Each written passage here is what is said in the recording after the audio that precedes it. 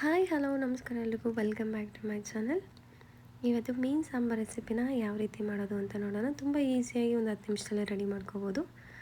ಯಾರೆಲ್ಲ ಹೊಸ್ದಾಗಿ ನನ್ನ ರೆಸಿಪಿನ ನೋಡ್ತಾ ಇದ್ದೀರೋ ನನ್ನ ಚಾನಲ್ನ ಸಬ್ಸ್ಕ್ರೈಬ್ ಮಾಡೋದನ್ನು ಮರಿಬೇಡಿ. ಫ್ಯಾಮಿಲಿ ಫ್ರೆಂಡ್ಸ್ ಜೊತೆ ನನ್ನ ರೆಸಿಪಿನ ಶೇರ್ ಮಾಡಿ. ಇಷ್ಟ ಆದರೆ ಲೈಕ್ ಮಾಡಿ, ಶೇರ್ ಮಾಡಿ. ಬನ್ನಿ ಯಾವ ರೀತಿ ಮಾಡೋದು ಅಂತ ನೋಡೋಣ. ನೋಡಿ, ನಾನು ಆಲ್ರೆಡಿ ಅಂಜಲ್ ಮೀನನ್ನು ತಗೊಂಡು ಕಟ್ ಮಾಡಿ ತೊಳೆದು ಇಟ್ಕೊಂಡಿದ್ದೀನಿ.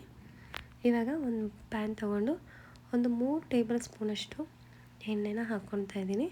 ಇದಕ್ಕೆ ಮಸಾಲ ರುಬ್ಬಬೇಕಾಗಿಲ್ಲ, ಏನಿಲ್ಲ, ಹಾಗೆ ಸಡನ್ನಾಗಿ ಮಾಡ್ಕೋಬೋದು. ನೋಡಿ, ಸ್ವಲ್ಪ ಕರಿಬೇವು ಸೊಪ್ಪನ್ನು ಹಾಕ್ಕೊಳ್ಳಿ, ಫ್ಲೇವರ್ ಚೆನ್ನಾಗಿರುತ್ತೆ. ಈ ಕರಿಬೇವು ಸೊಪ್ಪೆಲ್ಲ ಸ್ವಲ್ಪ ಫ್ರೈ ಆದಮೇಲೆ ನಾವು ಇದಕ್ಕೆ ನೀರುಳ್ಳಿನ ಉದ್ದುದಕ್ಕೆ ಕಟ್ ಮಾಡಿ ಇಟ್ಕೊಳ್ಳಿ. ಇವಾಗ ಸ್ವಲ್ಪ ನಾವು ಜೀರಿಗೆನ ಹಾಕ್ಕೊಳ್ಳೋಣ. ಇದ್ರ ಜೊತೆ ಒಂದು ದೊಡ್ಡದಾಗಿರೋಂಥ ಟೊಮೆಟೊನೂ ಕೂಡ ಕಟ್ ಮಾಡಿ ಇಟ್ಕೊಳ್ಳೋಣ. ನೋಡಿ, ಶುಂಠಿ ಬೆಳ್ಳುಳ್ಳಿ ಪೇಸ್ಟು 2 ಸ್ಪೂನಷ್ಟು ನಾನು ಹಾಕ್ಕೊಳ್ತಾ ಇದ್ದೀನಿ. ಇವಾಗ ಇದು ಚೆನ್ನಾಗಿ ಸ್ವಲ್ಪ ಎಣ್ಣೆಯಲ್ಲಿ ಹಸಿ ವಾಸನೆ ಹೋಗೋವರೆಗೂ ಫ್ರೈ ಮಾಡ್ಕೊಳ್ಳಿ. ನೋಡಿ, ಈ ಥರ ಚೆನ್ನಾಗಿ ಫ್ರೈ ಆಗಬೇಕು. ನಾವು ಇದಕ್ಕೆ ಪುದೀನ ಮತ್ತು ಕೊತ್ತಂಬರಿ ಸೊಪ್ಪನ್ನು ತೊಳೆದ್ಬಿಟ್ಟು ಸ್ವಲ್ಪ ಪೇಸ್ಟ್ ಮಾಡಿ ಇಟ್ಕೊಳ್ಳಿ. ನೋಡಿ, ಇವಾಗ ಶುಂಠಿ ಬೆಳ್ಳುಳ್ಳಿ ಚೆನ್ನಾಗಿ ಪೇಸ್ಟ್ ಫ್ರೈ ಆಗಿದೆ. ಇವಾಗ ಉದ್ದುದ ಕಟ್ ಮಾಡಿರುವಂಥ ನೀರುಳ್ಳಿನ ಹಾಕ್ಕೊಂಡು ಚೆನ್ನಾಗಿ ಇದನ್ನು ಕೂಡ ಫ್ರೈ ಮಾಡ್ಕೊಳ್ಳೋಣ. ಇದು ಚೆನ್ನಾಗಿ ಸಾಫ್ಟಾಗಿ ಫ್ರೈ ಆಗಬೇಕು. ನೋಡಿ, ಆ ಥರ ಫ್ರೈ ಮಾಡ್ಕೊಳ್ಳಿ. ಇದೇ ರೀತಿ ಒಳ್ಳೊಳ್ಳೆ ರೆಸಿಪಿನ ನೋಡಬೇಕು ಅಂದರೆ ನಮ್ಮ ಚಾನಲ್ನ ಸಬ್ಸ್ಕ್ರೈಬ್ ಮಾಡ್ಕೊಳ್ಳಿ. ಕೆಳಗಡೆ ಬೆಲ್ ಐಕಾನ್ ಇರುತ್ತೆ, ಪ್ರೆಸ್ ಮಾಡ್ಕೊಳ್ಳಿ.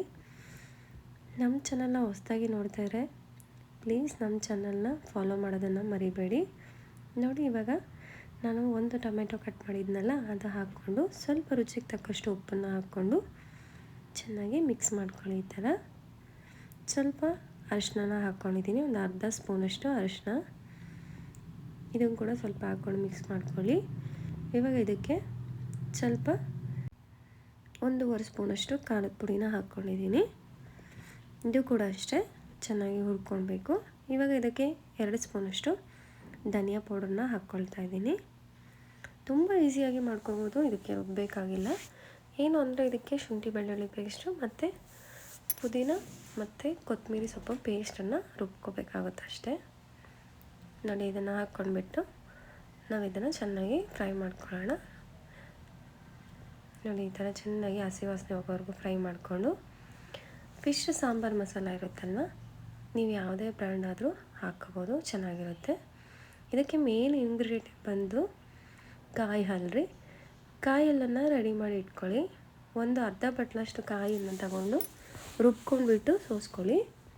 ನೋಡಿ, ಇದಕ್ಕೆ ಒಂದು ನಿಂಬೆಹಣ್ಣು ಗಾತ್ರದಷ್ಟು ಹುಣಸೆಹಣ್ಣಿನ ರಸನ ಹಾಕ್ಕೊಂಡಿದ್ದೀನಿ. ಈಗ ಒಂದು ಅರ್ಧ ಕಪ್ಪಷ್ಟು ನೀರನ್ನು ಹಾಕ್ಕೊಂಡು ತಿರುಗಿಸ್ಬಿಟ್ಟು ಮುಚ್ಚಿಟ್ಕೊಳ್ಳಿ. ನೋಡಿ, ಈ ಥರ ಸ್ವಲ್ಪ ಕುದ್ಮೇಲೆ ನಾವು ಆಲ್ರೆಡಿ ರೆಡಿ ಮಾಡಿಟ್ಟಿರೋದಾದ ಮೀನನ್ನು ಇದಕ್ಕೆ ಒಂದೊಂದಾಗಿ ಹಾಕ್ಕೊಳ್ಳೋಣ. ಮೀನೆಲ್ಲ ಸೈಡಲ್ಲೇ ಹಾಕ್ಕೊಂಡು ಇದನ್ನು ಜಾಸ್ತಿ ಹೊತ್ತು ಬೇಯಿಸೋದು ಬೇಡ. ಒಂದು 2 ಮಿನಿಟ್ಸ್ ಇದು ಒಂದು ಕುದಿ ಬಂದರೆ ಸಾಕು, ರೆಡಿ ಆಗುತ್ತೆ. ನೋಡಿ, ಈ ಥರ ಹಾಕ್ಕೊಂಡ್ಬಿಟ್ಟು ಎಲ್ಲ ಒಂದೊಂದು ಸೈಡಲ್ಲಿ ಹಾಕ್ಕೋಬೇಕು. ಜಾಸ್ತಿ ಇದನ್ನು ಒಂದು ಸತಿ ಹಿಂಗೆ ತಿರ್ಗಿಸ್ಕೊಂಡ್ರೆ ಸಾಕು. ಇದನ್ನು ನೋಡಿ, ಒಂದು 2 ನಿಮಿಷ ಮುಚ್ಚಿಡಿ. ಆಮೇಲೆ ಇದನ್ನು ತಿರ್ಗಿಸ್ಬಿಟ್ಟು ಸ್ವಲ್ಪ ಹಿಂಗೆ ಮಿಕ್ಸ್ ಮಾಡ್ಕೊಳ್ಳಿ. ಜಾಸ್ತಿ ಮಿಕ್ಸ್ ಮಾಡಿದ್ರೆ ಎಲ್ಲ ಬಿಟ್ಕೊಳ್ಳುತ್ತೆ. ನೋಡಿ, ಅಷ್ಟೇ ರೀ, ಒಂದು 2 ನಿಮಿಷ ಕುದಿಯೋಕ್ಕೆ ಬಿಡಿ. ನೋಡಿ, ರೆಡಿಯಾಗಿದೆ. ಇವಾಗ ನೋಡಿ, ಇದಕ್ಕೆ ಸ್ವಲ್ಪ ಕೊತ್ತಂಬರಿ ಸೊಪ್ಪು ಕಟ್ ಮಾಡಿಕೊಂಡು ಮೇಲೆ ಹಾಕ್ಕೊಂಡು ಇವಾಗ ನಿಮಗೆ ಯಾವುದ್ರ ಜೊತೆ, ರೈಸ್ ಜೊತೆ, ಮುದ್ದೆ ಜೊತೆ ಸರ್ವ್ ಮಾಡ್ಕೊಂಡು ತಿಂದರೆ ಆಯಿತು. ಲೈಕ್ ಮಾಡಿ, ಫ್ಯಾಮಿಲಿ ಫ್ರೆಂಡ್ಸ್ ಜೊತೆ ಶೇರ್ ಮಾಡಿ. ಹೇಗಿತ್ತು ಅಂತ ನೀವು ಕೂಡ ಮನೇಲಿ ರೆಸಿಪಿನ ಟ್ರೈ ಮಾಡಿ, ತಪ್ಪದೆ ಕಮೆಂಟ್ ಬಾಕ್ಸಲ್ಲಿ ತಿಳಿಸಿ.